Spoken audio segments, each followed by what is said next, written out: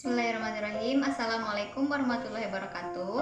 Perkenalkan, nama saya Nafrina Kusmiati, NPM 1950248, Prodi Pendidikan Ekonomi Universitas Pasundan. Langsung saja, di sini saya akan menjelaskan materi mengenai visi dan misi. Adapun teori visi yaitu serangkaian kata yang menunjukkan impian, cita-cita atau nilai inti sebuah organisasi, perusahaan atau instansi. Visi juga merupakan tujuan masa depan. Di dalam benak para pendiri, pikiran-pikiran tersebut adalah gambaran tentang masa depan yang ingin dicapai. Adapun pengertian misi yaitu misi adalah tahapan-tahapan yang harus dilalui untuk mencapai visi tersebut.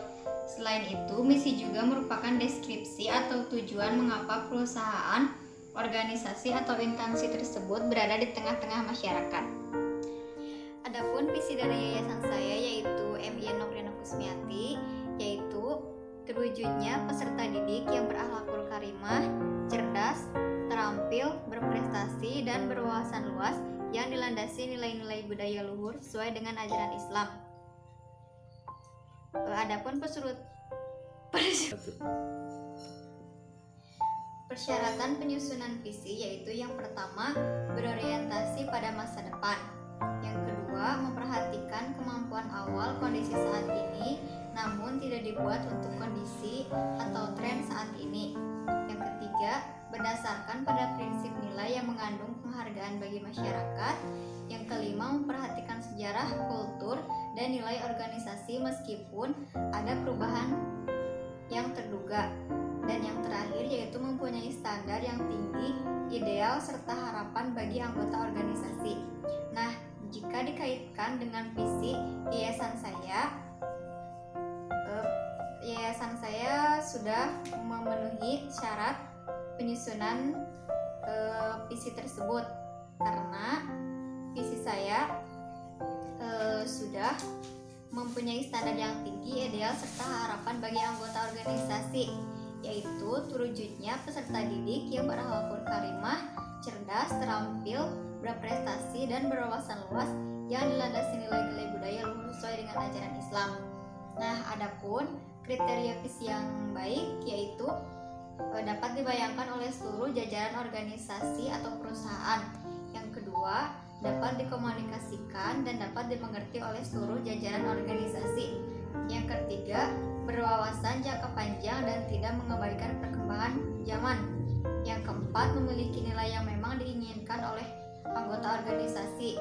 Yang kelima, terfokus pada permasalahan organisasi perusahaan agar dapat beroperasi. Selanjutnya, adapun rumusan ideal visi yaitu sederhana, terukur, terjangkau, beralasan, ambisius, periode waktu, bersifat strategis, perspektif, kondisi, dan yang terakhir yaitu komunikatif. Nah, jika dianalisis dari visi saya sudah dibuat sesederhana mungkin, dapat dimengerti juga dan tidak bertele-tele. Selanjutnya, adapun tujuan visi. Yang pertama, mencerminkan keinginan akan organisasi. Visi saya juga sudah mencerminkan keinginan organisasinya, yaitu terwujudnya peserta didik yang berakhlakul karimah, cerdas, terampil, berprestasi, dan berwawasan luas. Yang kedua, yaitu berorientasi ke masa depan. Yang ketiga, mewujudkan komitmen yang tinggi dari seluruh jajaran dan lingkungan organisasi. Yang keempat, menentukan arah dan fokus strategi organisasi.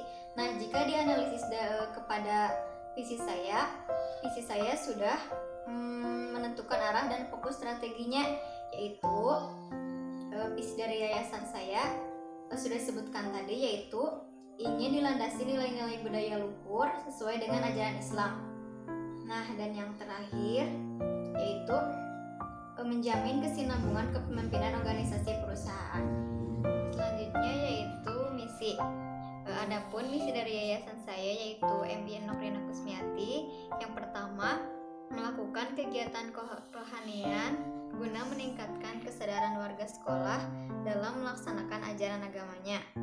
Yang kedua, melakukan penegakan disiplin di lingkungan sekolah dan luar sekolah. Yang ketiga, menumbuhkan semangat belajar dan kompetensi meraih nilai terbaik. Yang keempat, meningkatkan kebersamaan dan kerjasama di antara warga sekolah, pesantren, dan komite serta masyarakat. Yang keempat, meningkatkan suasana madrasah yang islami. Yang kelima, menumbuhkan semangat belajar agama Islam. Dan yang terakhir yaitu mewujudkan kebiasaan positif dan bersikap santun untuk menuju sikap yang berakhlak karimah. Adapun cara merumuskan misi yaitu yang pertama, melibatkan pihak-pihak yang berkepentingan. Yang kedua, menyelaraskan kegiatan proses utama dan dengan sumber daya yang ada untuk memungkinkan organisasi atau perusahaan melaksanakan kegiatannya lebih baik dan dengan seefisien mungkin. Yang ketiga, menentukan lingkungan untuk menentukan apakah misi organisasi perusahaan tidak bertentangan secara internal dan eksternal. Nah, jika dikaitkan dengan misi saya juga sudah menentukan lingkungan untuk menentukan apakah misi dari yayasan saya tidak bertentangan secara internal dan eksternal, karena misi dari yayasan saya lebih berfokus kepada nilai-nilai agama, lebih mementingkan nilai-nilai agama. Yang selanjutnya adapun unsur-unsur pokok misi. Yang pertama yaitu kiat dan usaha untuk mewujudkan visi. Yang kedua, nilai-nilai dasar organisasi yang dinyatakan dalam misi organisasi. Yang ketiga, segmen pasar dan pelanggan. Yang keempat, pernyataan tentang produk atau jasa yang dimasuki atau dijualnya. Yang kelima, keyakinan yang kuat, asumsi-asumsi dan budaya kerja dengan orientasi mutu. Yang terakhir yaitu penyataan strategi jangka panjang dan jangka pendek. Adapun fungsi dari misi yaitu memberikan arah aktivitas usaha. Yang kedua, memfokuskan langkah-langkah yang akan diambil. Yang ketiga, objektif, target, dan program organisasi dirancang berdasarkan misi yang sudah dibentuk. Yang keempat, membimbing aksi dalam berbagai tingkat. 5. Membantu mencegah anggota organisasi agar tidak salah melangkah. Sekian uraian saya tentang visi dan misi. Wassalamualaikum warahmatullahi wabarakatuh.